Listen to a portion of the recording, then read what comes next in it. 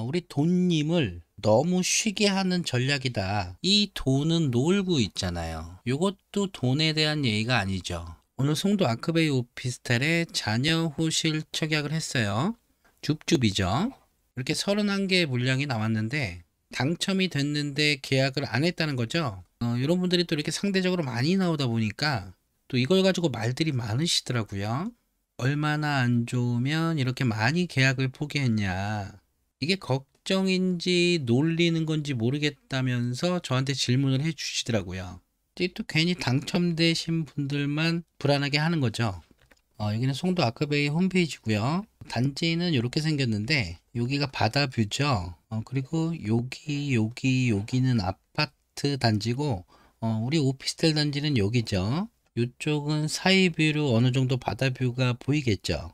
여기 아크베이 오피스텔의 최고 경쟁률이 613대 1이었어요. 255세대를 모집하는데 68,653건의 청약이 접수된 거죠. 최고 613대 1.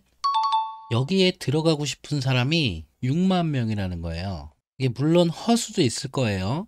제가 지난 영상에서 오피스텔 청약은 신청금이 필요하다 그랬죠. 판교 벨리자이 같은 경우에는 하나의 군을 청약하는데 이렇게 1,000만 원의 신청금이 필요했어요. 근데 우리 아크베이는 청약 신청금이 없었어요. 오피스텔은 대한민국 거주하는 만 19세 이상이면 누구나 청약이 가능하다고 말씀드렸었죠. 근데 이분들 중에서 청약 신청금이 필요 없다 보니까 그냥 일단 신청이나 해보자. 이른바 이렇게 선당 후곰 전략을 펼치신 거죠. 근데 막상 당첨이 됐는데 이 계약금을 치르지 못하시는 이분들이 생기신 거고요. 여기 같은 경우에는 바다 조망권이 가능한 곳이에요. 그것도 26층이고 30층이고 여기죠, 여기. 이렇게 바다 조망이 가능한데 상식적으로 자금이 있었으면 여길 포기하셨겠냐고요. 상식적으로 생각을 해보셨으면 좋겠고요. 또 이렇게 말씀하시는 분들 계시더라고요. 여기가 아무래도 오피스텔이다 보니까 아파트로 따지자 그러면 소형, 평형이 되겠죠. 그래서 이 분양가로 여기를 청약하느니 주변에 비슷한 가격대로 어디 아파트를 사는 게 낫겠다. 이렇게 말씀하시는 분들도 계시던데 이건 그분들 생각이시죠. 남들도 이렇게 생각했으면 이 6만 명이 여기에 청약 안 하고 여기로 가셨겠죠. 그래서 이미 여기 가격이 올랐겠죠. 제가 영상에서 많이 강조드렸었는데 이 청약 경쟁률은 수요의 양이죠. 이 경쟁률로 수요를 예측한다고 말씀드렸는데 이 수요는 거짓말을 안 하기 때문에 주변에서 안 좋은 얘기들 하시면 그냥 부러워서 그렇구나 라고 생각하고 넘기시면 돼요. 저도 오늘 여기 줍줍에 도전을 했는데 당첨되신 분들이 부럽죠. 솔직히. 여러분 안녕하세요. 여러분의 집 걱정을 함께 해드리는 진메달입니다. 자, 며칠 전에 우리 송도 아크베이 오피스텔에 당첨되신 박빈님 당첨을 진심으로 축하드리면서 오피스텔 청약에 당첨되신 후에 우리가 어떻게 계획을 짜는 게 좋을지 같이 고민을 한번 해보기로 했었죠. 오늘 이 박빈님의 계획을 한번 볼까요? 이렇게 입주를 하셔서 시세가 상승하면 요거를 매도를 하시고 다시 전세를 거주하시면서 현재는 가점이 43점인데 이렇게 지나가면 어느 정도 가점이 차 있을 거니까 아파트 청약을 하시겠다 이런 전략을 세우셨는데 개인적으로는 이건 돈에 대한 예의가 아니다 이렇게 생각이 좀 들어가지고 이렇게 짜신 계획을 나쁜 계획이라고 말씀드리는 게 아니고 우리 돈님을 너무 쉬게 하는 전략이다 이렇게 생각이 들어서요. 일단 여기 아크베이의 입주 예정일이 25년 3월이에요. 그리고 중도금이 60% 범위 내에서 입주일 전날까지 무이자 대출이 가능한 거고요. 자, 분양가가 5억 4천이었는데 계약금이 5,400여만 원이 들어가고 중도금이 5,400만 원씩 이렇게 6회차가 무이자가 되는 거죠. 요만큼이. 그리고 잔금이 1억 6,300이 남는데요. 요건 입주 시점에 대출을 활용해서 얘네들은 충분히 상환이 가능하고 일단 요 계약금 5,400여만 원만 있으면 쭉 끌고 갈 수 있으니까 요거 최고의 장점이죠. 이렇게 되시네요. 분양가가 약 5.4억이었는데 계약금이 5,400여만 원이 들어가셨고 21년 5월에 그리고 시간적으로는 중도금은 21년 10월에서 24년 9월까지인데 무이자로 진행이 되니까 신경 쓸 일이 없고요. 그리고 잔금은 25년 3월에 예정돼 있어요. 그리고 만약에 이걸 비과세로 파신다 그러면 여기서 2년이 더 추가되시겠죠. 그래서 당첨일로부터 잔금일까지 약 4년 정도가 걸리고 비과세 2년까지 계산한다 그러면 6년 후에 매도를 할 수 있게 되겠네요. 자, 자금 계획을 한번 세워보면 이래요. 중도금 대출이 무이자이기 때문에 자금 계획이랄 것도 없는데 일단 분양가가 5억 4,420만 원이니까 분양가대로라 그러면 LTV 70%를 적용했을 때 내 돈이 1억 6,300여만 원이 필요하지만 입주 시에 예상되는 시세 상승분을 적용하면 저는 개인적으로 여기는 이거 이상 될 거라고 보는데 제가 판단되는 금액을 여기다 써버리면 엄청난 비난의 댓글이 몰아치실까봐 그럼 또 우리 구독자님 상처받으실까봐 그래서 최대한 겸손하게 잡은 거예요. 이거 4년 후죠. 4년 후 LTV를 70%로 적용했을 때 내 돈은 더 필요가 없게 되죠. 자, 혹시 몰라서 LTV를 60, 50, 40까지 이렇게 뽑아 봤고요. 불안하시다 그러면 LTV 50%만 적용해도 이 정도가 필요하겠죠. 어쨌든 잔금 시에는 입주를 하게 되더라도 대출을 활용하면 거의 자금이 필요 없게 돼요. 그리고 대출 금액이 줄어든다면 자금도 늘어나겠지만 예상되는 수익에 비해서는 그렇게 큰 금액은 아니네요. 400도 큰 돈이고 9천도 큰 돈이고 1억 8천도 다 큰 돈이에요. 그쵸? 근데 혹시라도 대출을 받으실 때 이자가 부담돼서 대출을 이만큼을 활용할 수 있는데도 활용 안 하고 요만큼만 받는 건 요것도 돈에 대한 예의가 아니죠. 요거는 개인적으로 성향이 다를 테니까 정답은 없지만 대출은 최대한 많이 받을 수 있을 만큼 받는 게 좋다고 생각해요. 자, 그래서 주의하실 건 여기는 오피스텔이기 때문에 LTV가 70% 정도는 적용될 거고 불안하시면 한 60%까지 생각하시면 되겠지만 결국은 DSR 규제를 적용을 하는 시기이기 때문에 지금 규제로 봐서는요. 그래서 소득 체크하셔서 소득 대비해서 대출 계획을 이렇게 세워 보시고요. 자, 그러면 이렇게 돼요. 4년 후에 입주하고 2년 후에 비과세를 팔아서 이렇게 자금을 늘려 가시는 건데 자금 계획에서는 9억으로 잡았지만 아무리 생각해도 최소 요거는 잡아줘야 될 것 같아서 4년 후잖아요. 그래서 요 정도는 잡아줘야 될 것 같아요. 그래서 요거는 우리 구독자님 계획이시고 지금 아마 전세를 거주하실 텐데요. 제가 최소 금액으로 그냥 3억을 잡아봤고요. 전세 보증금을. 만약에 여기에 전세 자금 대출이 있다 그러면 최소 자기자본 9천 정도가 있을 거라고 가정을 해봤어요. 이거보다 훨씬 많으실 수 있고 뭐 비슷하거나 적으실 수도 있겠지만 뭐 상관은 없어요. 여기 당첨되셨으니까. 그래서 이 붉은색 글씨는 지금부터 우리 구독자님을 위해서 일을 시작할 돈이에요. 이렇게 5,400이라는 계약금이 이렇게 혼자서 굴러다니면서 4년 동안 일을 하는 거예요. 자기가 이렇게 일을 해서 이렇게 4년 후에는 이렇게 더 큰 눈덩이가 돼서 오는 거죠. 이렇게만 잡아도 마진이 거의 4억 6천 정도가 되는 거고 이게 수익률로 따지면 4년 만에 850% 정도가 나오는 거예요. 자, 근데 문제는 여기죠. 구독자님께서 이렇게 좋은 기회를 얻으셨는데 계약금 한 테크로만은 자산을 많이 늘릴 수가 없다는 거죠. 이 돈은 일을 하고 있는데 이 돈은 놀고 있잖아요. 이 돈도 같이 일을 시켜야죠.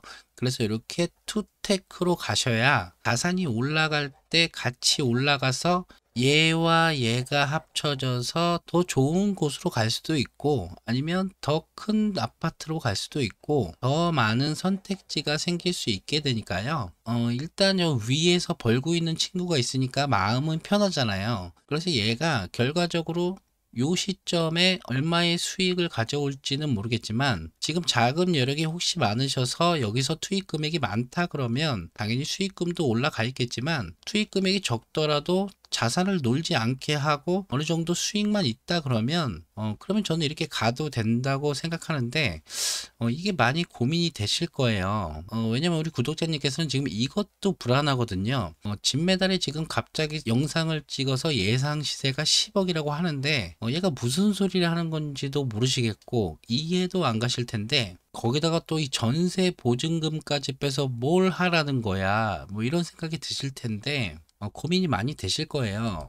이렇게 일단 전세 보증금을 빼셔서, 이게 얼마가 됐는지 저는 모르지만, 저는 일단 적정 금액으로 한번 잡아봤고요. 이게 더 올라갔다 그러면 매매 가격도 올리시면 되고, 이게 조금 낮다 그러시면 매매 가격도 좀 낮춰서, 만약에 매매 가격을 3억으로 잡으셨다 그러면 요 가로 안에 있는 금액은, 만약에 대출을 70%를 받았다면 내 돈이 9천이 필요하겠죠. 요거는 60%, 요거는 40%, 요만큼의 대출을 받으셨을 때 필요한 내 돈이고, 요건 지역별로 대출 금액이 다르니까 내 자금이 많다면 요 대출 금액을 줄이는 게 아니고 매매가를 올려야죠.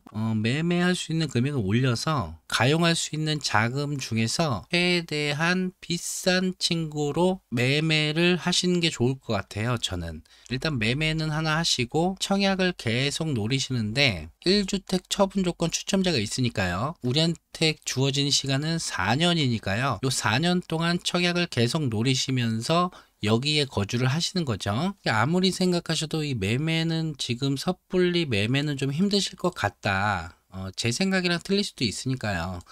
그러면 이렇게 전세를 거주하신 상태에서 청약은 계속 노리셔도 되는 거죠. 오피스텔 당첨은 무주택이니까요. 구독자님께서는 무주택이라고 생각을 하시면 되는 거예요. 일단 청약은 계속 노리시는 거예요. 점수와 상관없이 매매를 하시는데, 이 금액에는 구독자님께서 들어가서 거주하시기가 좀 버겁다, 이렇게 생각이 드신다 그러면, 그러면 요 갭 투자도 한번 고려를 해 보실 수도 있어요. 이렇게 되면 일단 지역적인 제약이 없어져서, 예를 들면 구독자님께서 인천에 계시는데 부산에 있는 집을 사셔도 되고, 대전에 있는 집을 사셔도 되고, 파주에 있는 집을 사셔도 되고, 이렇게 지역적 제약이 없어지고, 그리고 매매 금액도 올릴 수가 있겠죠. 그리고 구독자님께서는 이렇게 전세를 사실 돈이 부족하시니까, 요 전세금으로 이렇게 갭을 이용해서 주택을 사셨으니까, 구독자님께서는 이렇게 월세를 사셔야죠. 예를 들면 보증금 1,000만 원에 월차임 감당 가능하신 금액. 지금 제가 드리는 말씀이 고민이 많이 되시겠지만, 이 좋은 기회를 극대화시킬 수 있는 거는 이렇게 여러 가지 테크를 타시는 수밖에 없어요. 그리고 어떤 방식을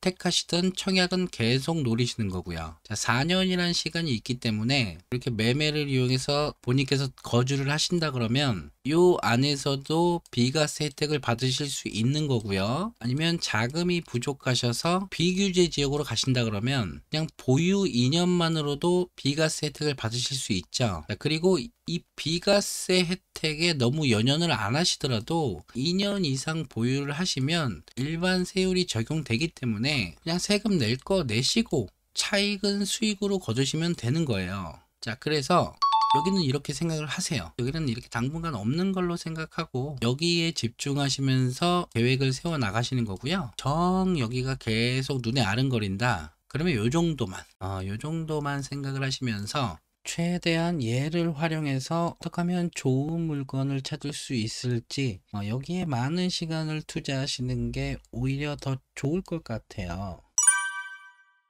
자, 이 방법이 아니더라도 좋아요. 이게 정답이라고 말씀드리는 게 아니고요. 일단 당첨은 되셨고 여기에 투입된 우리의 소중한 계약금이 안 보이는 곳에서 열심히 일을 하는 동안 얘를 놀리지 않는 게 중요한 거고요. 그 방향성만 잡아 드리는 거예요. 걱정되시죠? 아직 경험이 없으시면 걱정되세요. 지금 일각에서는 집값이 꼭지다, 이렇게 폭락할 거다라고 하고, 또 누구도 집값이 오를 거라고 하는데, 지금 우리 구독자님께서는 아직 주택이 없으시잖아요. 그러면 집값이 떨어지고 오르고의 문제가 아니고요. 지금 서울의 공급이 이렇게 모자라다고 말씀드렸잖아요. 좀 크게 보면 요건데, 지금부터 서울의 공급량이 이렇게 쭉 줄어든다고요. 그럼 이 수요들이 요 중심에서 퍼져나갈 것은 명백하고, 그래서 지금 수도권 전역에서 안 오른 곳들이 오르고 있잖아요. 아직까지 안 오른 곳들은 오르고 있다고요. 그래서 현재 전세 보증금이 얼마실지 모르겠지만 어차피 구독자님께서 당첨이 되셔서 이 오피스텔에 입주하실 때까지 4년이란 기간 동안 이 보증금도 분명히 상향될 거라고요. 그리고 나중에 반환받을 보증금이 내가 보증금으로 3억을 예치해서 다시 같은 금액인 이 3억을 반환받으시는 것이, 이 절대적 금액으로는 같은 3억이지만 화폐 가치가 이미 떨어져 있기 때문에 이때의 3억과 4년 후의 3억은 분명히 다를 거예요. 지금은 3억으로 이 집을 전세로 들어갈 수 있었지만 4년 후에는 3억으로 이 집을 전세로 들어갈 수가 없게 된다는 말씀이고요. 이런 걸 생각해서 요렇게든 해서 내 자산을 지키자는 거죠. 이렇게 물건을 같이 한번 볼까요? 자, 요거는 호갱노노란 사이트고요. 여기에 보시면 이렇게 필터라는 기능이 있어요. 여기를 누르면 여러 가지를 설정해서 이 설정 값에 해당되는 집들만 여기에 이렇게 나타나게 되는 기능이죠. 자, 여기 필터 값을 한번 적용을 해보면 우리가 지금 갭 투자 금액을 8천을 찾는다. 여기에 갭 가격이 있죠. 요거를 8천을 적용을 한번 해보죠. 자, 여기서 지금 이렇게 갭 가격을 8천 미만으로 적용을 했고요. 그럼 여기에 이제 갭 가격이 8천 미만인 단지들이 나타나겠죠. 자, 요걸 한번 보면 자, 갭 가격이 8천인 매물들이 이렇게 많으니까 좀 더 조절을 한번 해볼까요? 세대수를 500세대 이상으로 한번 만들어 보죠. 그럼 이제 500세대의 단지 중에서 갭 가격이 8천 미만인 단지들을 보여주겠죠. 아무래도 여기서 개발 호재를 같이 띄워놓고 보면 선택이 좀 더 수월해지겠죠. 이걸 한번 눌러볼까요? 개발 호재를 누르면 이렇게 예정된 철도 노선들과 예정된 도로가 이렇게 표시되죠. 그리고 들어가 보죠. 자, 여기가 부천 종합운동장역이죠. GTX B노선이 예정돼 있고 서해선이 이렇게 올라가고, 요 바로 위에서는 원종 홍대선이 이렇게 대장 홍대선으로 이렇게 지나갈 확률이 커졌죠. 자, 여기서 요것들이 갭 가격 8천으로 구입할 수 있는 500세대 이상 단지들이죠. 지금 아무런 분석 없이 그냥 보는 건데 지도만 살펴봤을 때 여기가 딱 눈에 들어오네요. 자, 클릭을 해보면,